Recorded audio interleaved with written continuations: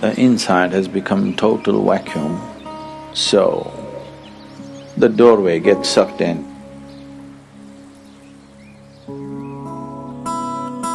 Another way of opening the third eye is you contain everything inside. The first way of doing is the best way of doing.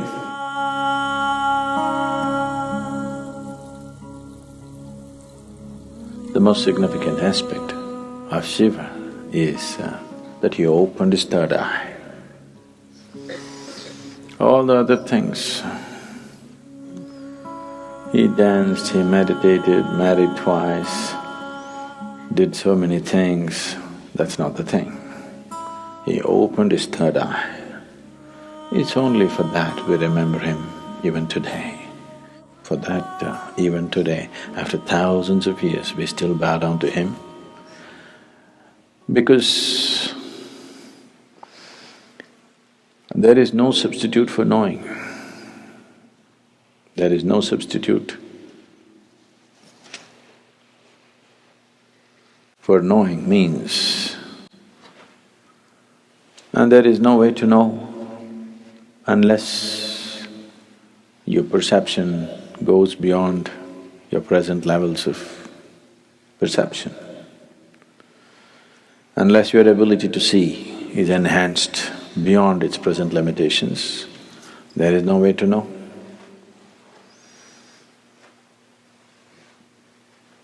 To know is to be free. So, Shiva is significant for us not because he's wrecked in Himalayas, not because he played with snakes, not because of this or that, because he opened his third eye. He perceived what most human beings fail to perceive. What is unseen for a large segment of humanity became a normal part of his vision. That's what third eye means. So people say, when Shiva opened his third eye, it was a fiery process, fire came out of it. Why they're saying fire is because within himself, he burnt everything that he thought mattered to him. He became like a fire chamber, like a kiln, that within himself he burnt everything that can be burnt. And then from every pore of his body, instead of sweat and blood coming, ash came out. Why Shiva is always depicted as ash smeared is he didn't go about smearing ash. Ash came out of his pores. This is to indicate that he has burnt it all. He has burnt every shred of ignorance, everything that one believes as true, he burnt. Because he burned everything and everything became ash, then this opening of the third eye could not be denied to him. When it opened, people saw fire because the inner chamber was burning. There are two ways of opening the eye. One way is the inside has become total vacuum, so the doorway gets sucked in and naturally has to open.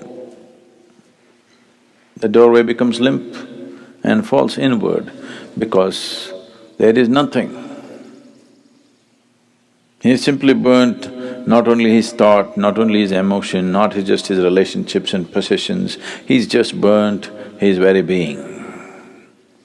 The individual being is completely burnt out and there's a total vacuum, so the door fell inward and it's open. So people saw fire because it was burning still.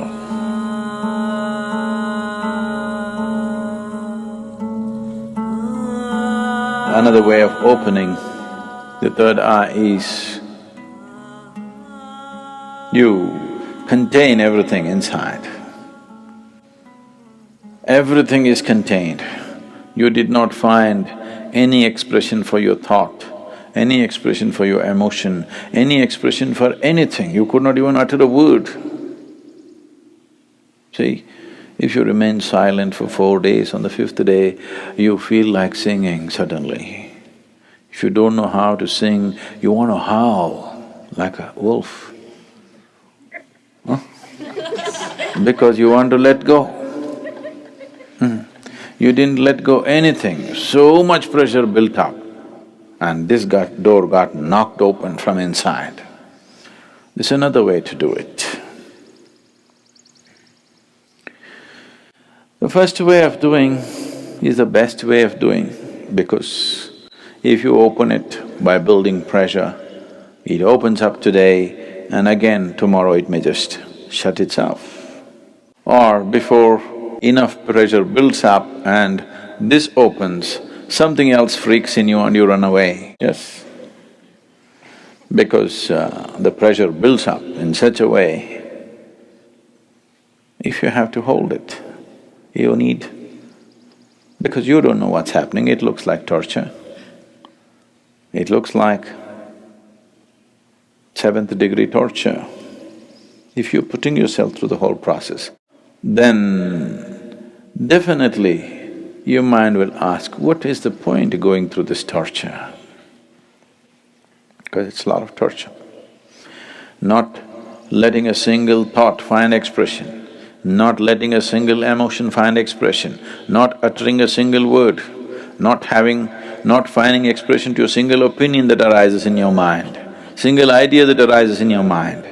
Oh, it'll burst you somewhere. If you hold everything intact, this will open, otherwise something else will freak. But you are a little… you're diplomatic. You believe in the middle path. That means you don't wish to get anywhere. People who believe in the middle path, they're determined not to get anywhere in their life. Middle path means just your comfort zone. Neither this nor that. Either you become empty, the sheer power of vacuum will open it, or you build up pressure in you, it'll burst open. Two ways of opening.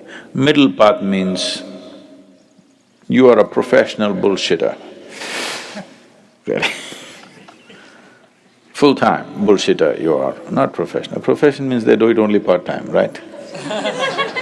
They do it only certain times of the day. It doesn't matter where you go, you do your own stuff. Middle path. Middle path is a way of not getting anywhere, and after some time thinking, this doesn't go anywhere. Right now you're walking on the street, suddenly you found a big rock, there are only two ways to go, either this way or this way. This way a tiger is growling, this way there's fire burning. You think the best thing is middle path, that is to go into the rock.